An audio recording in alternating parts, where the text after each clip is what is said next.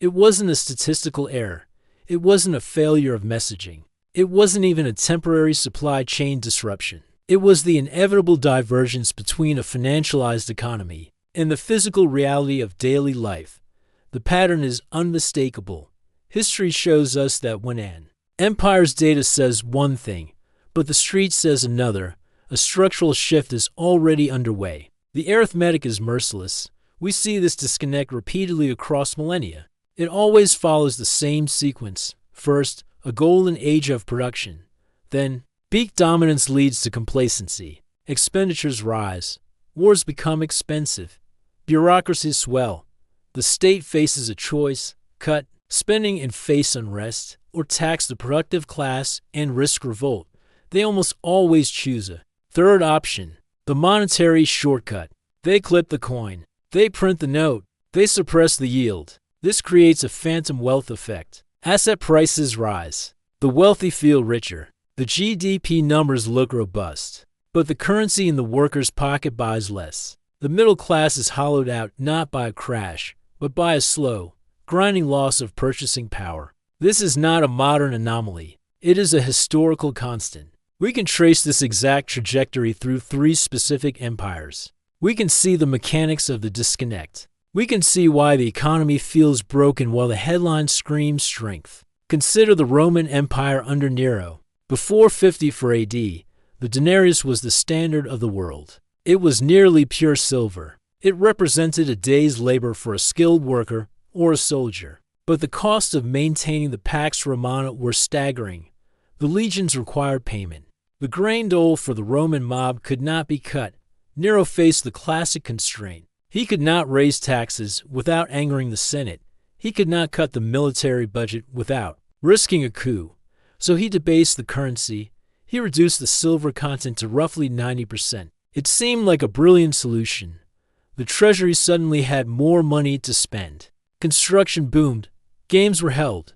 The economy appeared strong. But the soldier on the frontier noticed the difference. Merchants demanded more coins for the same wheat. By the time of the crisis of the 3rd century, the silver content had collapsed to barely 5%. The coins were merely copper washed in silver. The official state economy claimed prosperity and order. But the actual economy was one of survival. People fled the cities to work on rural estates, trading their liberty for food. The flight to hard assets began.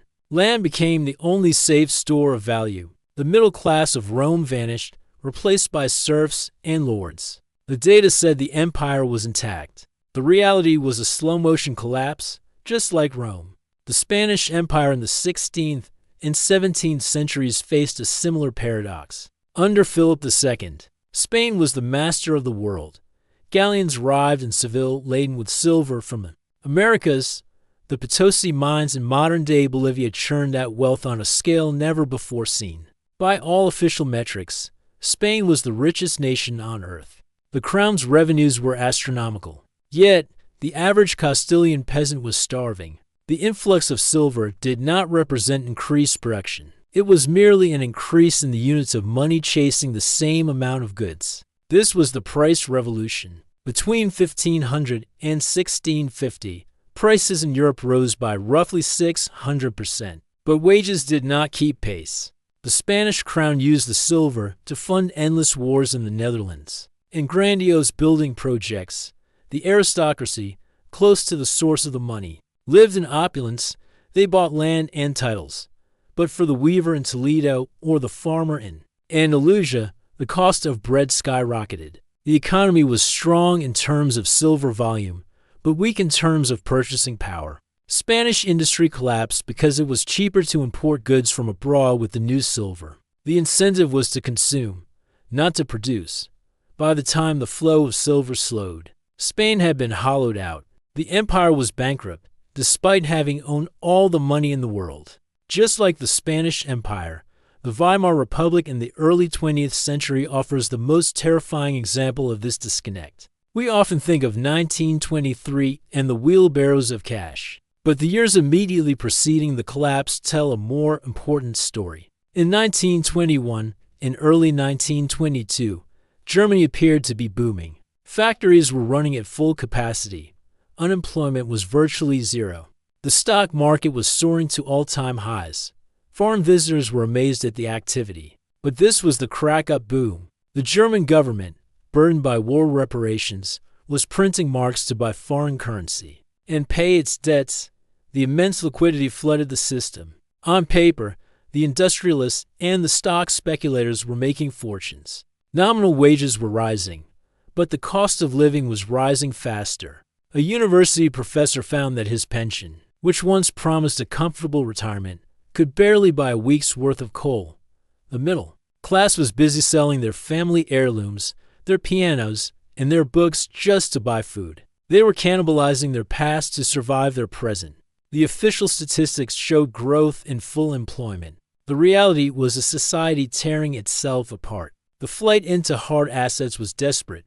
Those who owned factories or foreign currency survived. Those who held cash or government bonds were wiped out. The disconnect between the soaring stock market and the misery on the street was total. The pattern repeats in 7 distinct stages. Stage 1 is the era of sound money, where currency is backed by a tangible asset and the economy grows through savings and production. Stage 2 is the introduction of social and imperial burdens that exceed tax revenue. Stage 3 is the government's decision to bridge the gap by expanding the money supply, creating a false boom. Stage 4 is the onset of inflation, which the government initially denies or blames on speculators. Stage 5 is the high cost of living phase, where the middle class struggles to maintain its standard of living while asset prices disconnect from reality. Stage 6 is the flight to hard assets, where the public loses faith in the currency and rushes to buy land, gold, or commodities. Stage 7 is the final collapse of the currency and a reset of the economic system, just like Weimar Germany. Current data suggests we are deep within the later stages of this sequence. We see a gross domestic product that rises because government spending is counted as production. We see unemployment numbers that look low, yet exclude those who have stopped looking for work or those working multiple jobs to survive. The stock market hits record highs, driven by liquidity injections rather than fundamental earnings growth. The price of a home has detached completely from the median income. This is the classic signal. When a house earns more in appreciation than the worker living inside it earns in wages, the mechanism of money is broken. The incentive is no longer to work and save.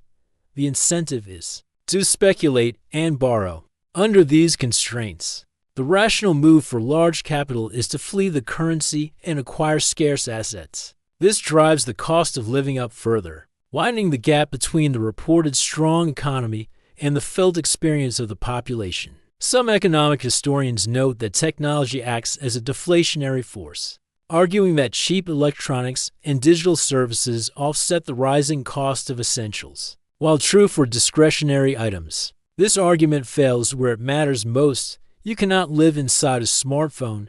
You cannot eat. Software. The items that cannot be digitized, land, energy, food, and housing, absorb the monetary inflation.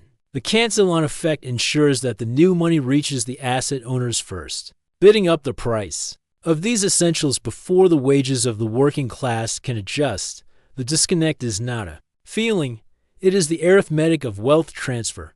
History suggests 3 potential endgames. The first is a controlled decline, similar to the British Empire from 1945 through the 1970s. Britain maintained its institutions but saw a steady erosion of global power and a devaluation of the pound, resulting in a lower standard of living but avoiding total anarchy. The second is a chaotic collapse, similar to the Soviet Union in 1991. Here, the disconnect between the official state economy and reality became so vast that the entire political structure disintegrated overnight, wiping out savings and pensions entirely. The third is a reset and restructure, similar to Germany in 1948. The old currency is scrapped. A new unit is issued, and debts are often wiped out or redenominated, usually at great cost to savers and bondholders. The only variable is timing and pain. Subscribe to this channel to understand the signals as they emerge. Focus on financial education that prioritizes history over headlines. Build resilience in your skills and your understanding of value. the disconnect will eventually resolve, and reality always wins.